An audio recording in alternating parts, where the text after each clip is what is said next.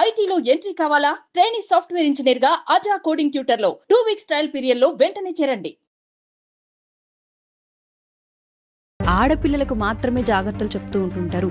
మరి అబ్బాయిలకి రైట్స్ గురించి, సమాజం పట్ల, లేదంటే ఆడపిల్లల పట్ల ఇలా ప్రవర్తించాలనే ఒక పద్ధతిని ఎందుకు నేర్పించట్లేదు? ఇంట్లో అబ్బాయి ఉన్నాడంటే మీ ఇంట్లో ఒక ప్రమాదకరమైన ఒక త్రాచు పాము ఉన్నట్టుగా ఫీల్ అవ్వండి. ఇంట్లో ఉన్న ఒక తాచు పాము యొక్క కూరలు పీకపోతే వాడు బయటికి వెళ్ళి కొంతమంది ఆడపిల్లల జీవితాలని నాశనం చేయడానికి కూడా సిద్ధపడతాడు. 10 ఏళ్ళు, 11 ఏళ్ళు, 12 ఏళ్ళు రాగానే మా అబ్బాయి బండి బాగా నడుపుతాడు, మా అబ్బాయి కారు వచ్చేసి అని చెప్పి కార్లు, బైకులు అన్ని ఇచ్చేస్తుంటుంటారు. బైక్ కీస్ ఇచ్చేటప్పుడు గుర్తు పెట్టుకోండి, ఒకవేళ ఏదైనా జరగకూడని విపత్తు జరిగితే మీరు వెళ్ళి జైల్లో కూర్చుని ఊచలు లెక్కించాల్సిన పరిస్థితి వస్తుంది. కొంతమంది చేసేవి ఎలా ఉంటుంటే కొన్ని ఆడపిల్లల జీవితాలు అర్థాంతరంగా ఆగిపోతుంటుంటాయి. మిమ్మల్ని నడి రోడ్డు మీద వేసే పరిస్థితి వస్తుంది. మీరు చేసిన ఉద్యోగాలు, మీరు చేసిన వ్యాపారాలు అన్నీ కూడా ఒక రాత్రికి రాత్రి పూర్తిగా కాశీలో గంగలో కొట్టుకుపోయే పరిస్థితి. నమస్తే ఠాగూర్ గారు. నమస్తే అండి ఉష గారు. వరుస ఇన్సిడెంట్స్ మనల్ని కలకలం రేపుతున్నాయని చెప్పొచ్చు. రీసెంట్గా బాసరా ఇన్సిడెంట్ కావచ్చు, కోల్కతా ఇన్సిడెంట్ కావచ్చు, ఆ తర్వాత చిన్న పాప మరణానికి సంబంధించి నందిగామలో జరిగిన ఇన్సిడెంట్ కావచ్చు. ఇలా వరుస ఇన్సిడెంట్స్ ఎప్పుడైతే జరుగుతూ ఉన్నాయో ప్రతి ఒక్కరు మాట్లాడేది, ప్రతి ఒక్క నోట్లో నుంచి వచ్చేది ఏంటంటే ఆడపిల్లలకు మాత్రమే జాగ్రత్తలు చెప్తూ ఉంటుంటారు. మరి అబ్బాయిలకి రైట్స్ గురించి, సమాజం పట్ల, లేదంటే ఆడపిల్లల పట్ల ఎందుకు భద్రతని అండ్ దాంతోపాటు ఇలా ప్రవర్తించాలనే ఒక పద్ధతిని ఎందుకు నేర్పించట్లేదు? ఎస్పెషల్లీ మగపిల్లల పెంపకంలో ఏ విధంగా ఉండాలి, పేరెంట్స్ యొక్క బాధ్యత ఏంటి అని అడుగుతున్నారు. దానికి సంబంధించి ఏం చెప్పొచ్చు అంటారు? పేరెంట్స్ యొక్క బాధ్యత పూర్తిగా ఉంటుందండి. ఇంతకుముందు గతంలో మనం ఆడపిల్లల్ని ఎలా పెంచాలంటే ఎవరో చెప్పాల్సిన అవసరంలే. ఇంట్లో ఆడపిల్ల ఉంది అంటే ఖచ్చితంగా తగు జాగ్రత్తలు తీసుకునేవారు.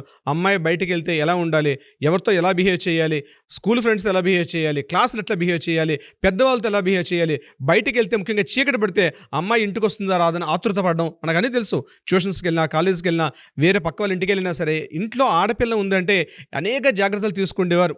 ఆడపిల్లని ఆ రకంగా పెంచాలి కూడా. ఎందుకంటే ఒక చాటు అన్నది అవసరం ఆడపిల్లకి. ఆడపిల్ల అంటే చాటు అన్న మీనింగ్ కూడా వస్తుంది. చాటు లేకపోతే అమ్మాయి యొక్క పరిస్థితి ఎలా ఉంటుందో, అమ్మాయి యొక్క భవిష్యత్తు ఎలా ఉంటుందని ప్రతి తల్లిదండ్రులు బాధపడేవారు. అమ్మాయికి చాటు అన్నటువంటి నేర్పించి అమ్మాయికి పూర్తిగా అలానే పెంచుకుంటూ రావడం జరిగింది. మన పెద్దల నుంచి కూడా ఆచార వ్యవహారాలు అలానే ఉండడం జరిగింది. అయితే ఇటీవల కాలంలో పెరుగుతున్నటువంటి కొన్ని సంఘటనలు మనం చూస్తుంటే ఇప్పటివరకు ఆడపిల్లలకు మనం అలా పెంచాం కాదు, మగపిల్లల విషయంలో కూడా అంతకు మించి జాగ్రత్తలు తీసుకుంటే కానీ ఆడపిల్లల యొక్క భద్రత కానీ, ఆ వ్యక్తి యొక్క భద్రత కానీ సమాజానికి రేపు ఒక చీడపురుగు అవ్వకుండా ఉండాలంటే సమాజంలో వాడికంటూ ఒక వ్యక్తిత్వంతో, ఒక వికాసంతో, ఒక ఇంటి తాలూకా పరువు బాధ్యత నిలబెట్టాలంటే ఆడపిల్ల కన్నా ఎక్కువగా తీసుకోవాల్సిన జాగ్రత్తలు తీసుకోవాల్సిన అవసరం కూడా ప్రతి పేరెంట్ మీద కూడా ఉంది. ఈ వీడియో నేను ప్రత్యేకంగా మగపిల్లల్ని కన్నటువంటి తల్లిదండ్రులు, మగపిల్లల్ని ఎవరైతే ఇంట్లో టీనేజ్ కుర్రవాళ్ళు, ముఖ్యంగా కాలేజీకి వెళ్ళే కుర్రవాళ్ళు, అదేవిధంగా జాబ్కి వెళ్ళే కుర్రవాళ్ళు ఎవరైనా ఉంటే మగపిల్లల యొక్క పేరెంట్స్ ఉద్దేశం చెప్తున్నాను. డెఫినెట్గా ఈ వీడియో చూడండి, అందరికీ షేర్ చేయండి ఈ వీడియోని కూడా. ఈ మాట చెప్పడానికి సాధిస్తాను ఉష గారు. ఇంట్లో అబ్బాయి ఉన్నాడంటే మీ ఇంట్లో ఒక ప్రమాదకరమైన ఒక త్రాచు పాము ఉన్నట్టుగా ఫీల్ అవ్వండి. ఎగ్జాక్ట్లీ నేను ఈ మాట అనడానికి సాహసిస్తున్నాను. ఈరోజు జరుగుతున్న సంఘటనలు చూస్తుంటే నాకు కూడా ఒక కొడుకున్నాడండి. నేను కూడా చెప్తున్నాను, యాజ్ ఎ తండ్రిగా, యాజ్ ఎ పేరెంట్గా నాకు తెలుసు. ఇంట్లో ఒక అబ్బాయి ఉన్నట్టంటే మీ ఇంట్లో ఒక త్రాచు పాము ఉన్నట్టుగా భావించండి. ఒక త్రాచు పాము ఉంటే మనం ఎన్ని జాగ్రత్తలు తీసుకుంటామో అన్నట్టుగానే మీ పక్కలో పడుకున్నవాడు ఒక త్రాచు పాము, ఒక విష సర్పం అని ఫీల్ అయితేనే మీరు తగు జాగ్రత్తలు తీసుకుంటారు. ఆ త్రాచు పాము అలా వదిలేస్తే వాడు రేపు సమాజానికి వెళ్ళి ఎంతమందికి కాటు వేయడానికి సిద్ధపడతాడో మీరు ఒక్కసారి ఊహించుకోండి. ఎంతోమంది ఆడపిల్లల జీవితాల్ని ఇంట్లో ఉన్న ఒక త్రాచు పాము యొక్క కూరలు పీకపోతే వాడు బయటికి వెళ్ళి కొంతమంది ఆడపిల్లల జీవితాలని నాశనం చేయడానికి కూడా సిద్ధపడతాడు.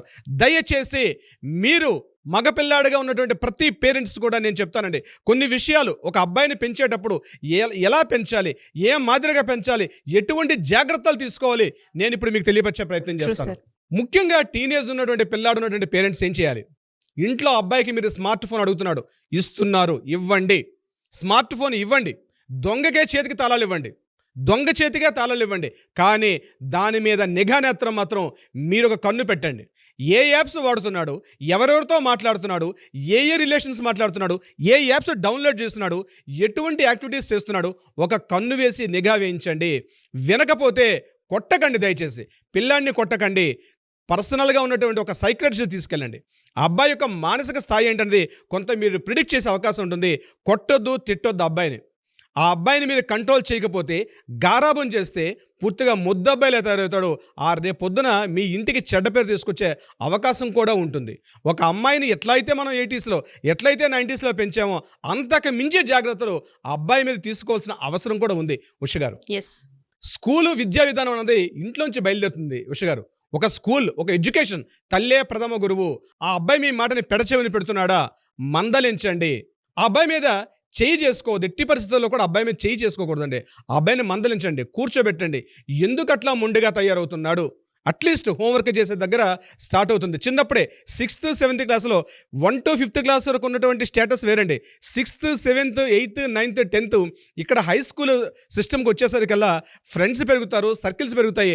జూమ్ కాల్స్ లేకుండా అబ్బాయి హోంవర్క్లు కూడా చేయలేని పరిస్థితి దాపురించి మనం అఘోరించాం. దానికి 6th 7th 8th 9th 10th మీరు దగ్గర కూర్చోబెట్టుకోండి. అబ్బాయి ఏ యాప్స్ చూస్తున్నాడు, మ్యాథ్స్ సంబంధించి చూస్తున్నాడా, సైన్స్ సంబంధించి చూస్తున్నాడా, ఆ రిలేటెడ్ ఇంకేమైనా యాప్స్ చూస్తున్నాడా, కంట్రోలింగ్ చేయండి. మీరు అబ్జర్వ్ చేస్తే మీరు అటువంటి ఏవైనా మిగిలినటువంటి అదర్ దాన్ ఎడ్యుకేషన్ సంబంధించిన కాకుండా వేరే యాప్స్ కానీ అతను చూస్తున్నట్టుగా మీరు గుర్తిస్తే ఇమ్మీడియట్గా పిలిచి మందలించండి. ఆడపిల్లలతో ఎలా బిహేవ్ చేయకూడదు నేర్పించండి. ఇట్లా చేస్తే ఎటువంటి పరిణామాలు వస్తుంది నేర్పించండి. ఆ అబ్బాయి వినట్లేదా, మరొకసారి మీరు కాకపోతే ఎవరు చెప్తారు, డెఫినెట్గా చెప్పే ప్రయత్నం చేయండి. వీళ్ళు వినేంతవరకు ప్రయత్నం చేయండి. వినట్లేదు, పరిస్థితి చేయదాటిపోతుంది, కొట్టొద్దు, తిట్టొద్దు. ఆ అబ్బాయిని దగ్గరగా ఉన్న సైక్రేషన్ తీసుకెళ్ళండి. మీ ఇంట్లో పెద్దవాళ్ళని తీసుకెళ్ళి మాట్లాడించే ప్రయత్నం చేయండి. మీరు నిఘా వేయకపోతే మీ ఉద్యోగాలు, మీ వ్యాపారాలు, మీ యాక్టివిటీస్లో పడి అబ్బాయిని పట్టించుకోకపోతే, ముఖ్యంగా at the age of 11th and 12th అండి, ముందుగా చెడు స్నేహితులు మొదలవుతారు. ఒక చతుష్టయం ఫామ్ అవుతుంది, ఒక గ్రూప్ యాక్టివిటీస్. వీళ్ళు మెల్లగా సిగరెట్ స్మోకింగ్ స్టార్ట్ చేస్తారు. సిగరెట్ స్మోకింగ్ దాటి మందు దాటుతారు. మందు దాటిన తర్వాత మాదక ద్రవ్యాలు అంటారు. రేపొద్దున సమాజంలో ఏదో ఒక రోజు నాడు మీకు తెలియకుండానే పెద్దవాళ్ళు, పెద్ద పోలీస్ ఆఫీసర్లు మీ ఇంటికి వచ్చి మిమ్మల్ని నడి రోడ్డు మీద వేసే పరిస్థితి వస్తుంది. మీరు చేసిన ఉద్యోగాలు, మీరు చేసిన వ్యాపారాలు అన్నీ కూడా ఒక రాత్రికి రాత్రి పూర్తిగా కాశీలో గంగలో కొట్టుకుపోయే పరిస్థితి వచ్చే అవకాశం కూడా ఉంటుంది. దయచేసి పేరెంట్స్ మీ గారాబం చెయ్యండి. మీ పిల్లాడే, వేరే పిల్లాడే కాదు, గారాబం చెయ్యండి. అడిగినంతా పాకెట్ మనీ ఇవ్వకండి. ఎక్కడికి పోతున్నాడు, సినిమాలకు పోతున్నాడా, షికార్లు పోతున్నాడా, అమ్మాయిల చుట్టూ తిరుగుతున్నాడా? అమ్మాయి చుట్టూ తిరుగుతున్నట్లయితే ఇమీడియట్గా అమ్మాయి పేరెంట్స్తో మాట్లాడండి. మీరు అమ్మాయిని మందలించడం కాదు, ఈ అబ్బాయిని మందలించడం కాదు. ఒకవేళ అబ్బాయి వేరే ఒక అమ్మాయితో కాస్త మాట్లాడుతుంటే ఆ వాట్సాప్ చాట్ తీసుకోండి. ఆ పేరెంట్స్కి ఇమీడియట్గా ఇన్ఫార్మ్ చేయండి, ఇలా మీ అమ్మాయి మా అబ్బాయితో మాట్లాడుతుంది, లేదా మా అబ్బాయి మీ అమ్మాయితో మాట్లాడుతున్నారు, ఇది కరెక్ట్ ప్రొసీజర్ కాదు, వీళ్ళు చదువుకుంటున్నారు, పిలిచి మందలించండి. అంతేగాని ఆవేశాలు, కోపాలు తీసుకొని ఆ అమ్మాయి మీద ప్రతీకారం చేస్తే గొడవలు మొదలయ్యే అవకాశం ఉంటుంది. దీనికి ఇంకా ముందుగా తయారవుతాడు. అవును. ఇప్పుడు ఒక సిమెంట్ గోడ మీద ఒక ఇటుక మీద ఇటుక పేర్చుతున్నప్పుడు ప్లాస్టిక్ సున్నితంగా చేయాలి. రోజు నీళ్ళు పోస్తే ఏమవుతుంది, అది సిమెంట్ గట్టిగా మారిపోతుంది. అదేవిధంగా పిల్లాడికి మీరు ఒక మంచి సంస్కారం నేర్పించండి.